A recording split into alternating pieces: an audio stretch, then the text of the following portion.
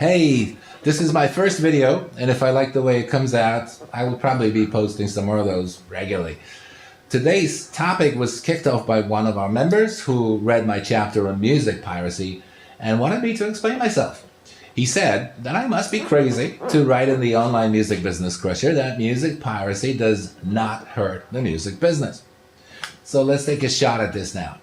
Does music piracy harm the music business?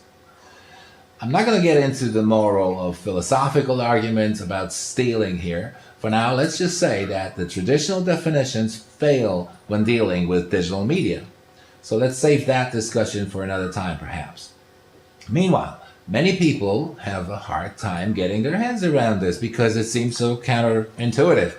And I know exactly how they feel. After all, if people steal something, how can that be a good thing for the one who's being stolen from?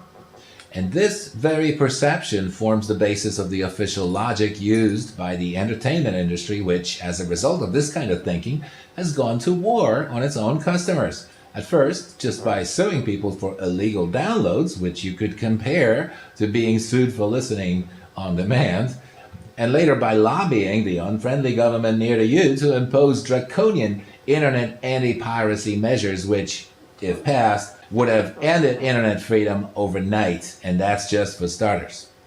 And even though they've suffered some minor setbacks and defeats, thanks to people who don't like this sort of thing, they continue forging ahead with their plans, by hook or by crook, pun intended. But could they, even by a long shot, be right about piracy hurting the music business?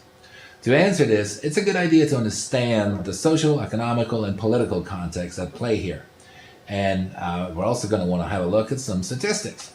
So let's mark the birth of online piracy as the time when Napster got launched between 1999 and 2001. The global size of the music industry at that time, primarily based on record sales, was around $40 billion in 2001, of which the US sold just under $14 billion. By 2012, this has slumped down to just over $5 billion for the US and around $16 billion globally. But once again, keep in mind that these figures concern record sales only and not the whole music business. Anyway, so far this does sound like the music industry has indeed taken a major hit. And our hearts are bleeding now, especially when we've seen the headlines like, "The music industry is collapsing." Really? Now, the scaremongering hit fever pitch by 2012 when they tried to protect themselves through SOPA, PIPA, ACTA, and other supposedly anti-piracy legislation, which just happened to play straight into the hands of friendly organizations such as the NSA and others. So at this point, we need to dig a little bit deeper. And as soon as we do, we discover that today, 2014, the global worth of the music industry stands at just over 130 billion in nominal dollars, still a huge rise, especially when you consider you're still deep in the Great Recession. And that figure does not include the so-called broader music industry, which includes radio, TV, music equipment, stereo equipment manufacturers, and other sectors which depend on music for survival. If we were to include that, conservatively, we're hovering somewhere around 1.5 trillion with a T, a record high. So why is that? Well, for one thing, the physical record sales may be going down, but they're obviously right about that. But digital sales are going up. But that is not the reason why the music industry has in fact grown since online piracy started. It's grown because it has compensated for the loss of record sales with many new sources of revenues available which simply did not exist before.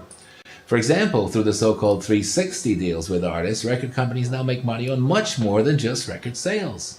They monetize their music indirectly, which is exactly the point I'm making within the pages of the online music business crusher.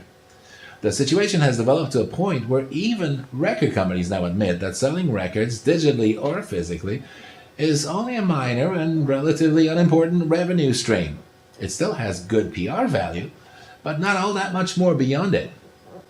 As a result, today you see growing numbers of record companies and independent artists grudgingly but increasingly willingly giving their music away for free. They know that if fans listen to free music by artist X, They will go to his concerts, buy his merchandise, visit his webpage, follow his endorsements, and so on.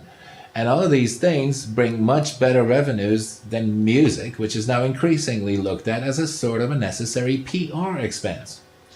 This is clearly proven when you look at the numbers and the fact that the major record companies are actually doing better now than ever before.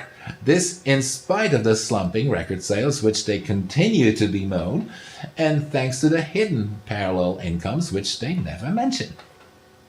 You'd expect to hear about this from some intrepid investigative reporters in the mainstream media, along with praise for the free market, which has once again triumphed. But you'd be disappointed. There are powerful forces aligned against such reporting and transparency.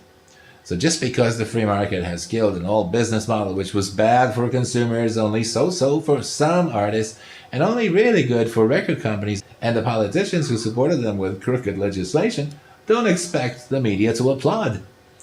Also, the fact that next the free market replaced this sick model with a natural, unregulated solution, which is good for all the parties involved, even the record companies, as we've seen, is deliberately being overlooked by parties who have a vested interest in keeping you in the dark. And trust me, this is not conspiracy theory. For example, record companies which are unable or unwilling to embrace the new model have a vested interest in complaining, as does the all-powerful media, who have nothing to gain and everything to lose by acknowledging that the free market actually works. That's because their very existence today is based almost exclusively on crony legislation. You knew that, didn't you? The government has even more to lose. If the people were to realize that its regulations actually stifle business and prosperity, that wouldn't be very helpful to them, would it? There's a study, which I include in the show notes, which estimates that the US GDP would have been around 53 trillion today, as opposed to a mere 15 or 16 trillion, had it not been for all the unnecessary, anti-business, and ultimately anti-social, masquerading as for everybody's good, government regulations.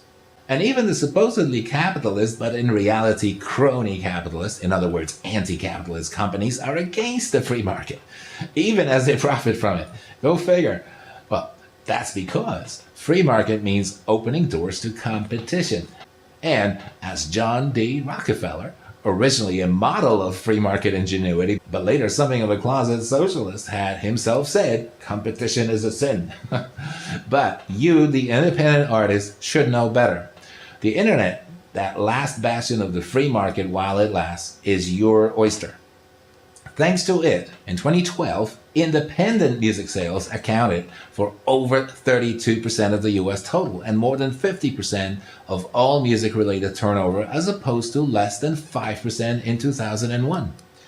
You can use your music to build a business around it, like building a road and then selling locations for businesses to set up all around it, or selling advertising billboards. You wouldn't even have to charge for the road use. Or like putting on a free concert and making money from selling concessions. The internet gives you this possibility, and don't believe it if anybody tells you any different. So, is music piracy bad for the music business? Record sales have gone down, but that was more than offset by parallel incomes which emerged thanks to the democratization of music, or what you might call piracy. So the answer is, of course not. You've seen the stats. And I'll leave you with this. Think about it.